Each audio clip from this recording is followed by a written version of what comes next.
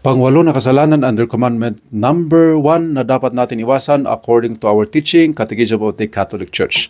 Ito po yung lukewarmness.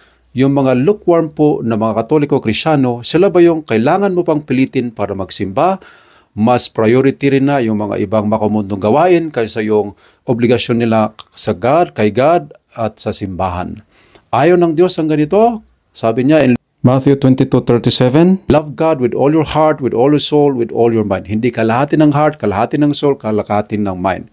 Nagagalit ang Diyos sa mga ganyan. Kaya in Revelations 3:16, sabi ng ating Panginoon, I am about to spit you out of my mouth because you are lukewarm, neither hot nor cold. Mahal nga nila ang Diyos, pero kalahati naman ayaw ng Diyos yon kasi siya lang nga ang Diyos. Kaya sa ating pagiging Kristyano Katoliko, dapat excited, masaya tayo sa pagsisimba, pagdadasal, paggawa ng mga obligasyon natin.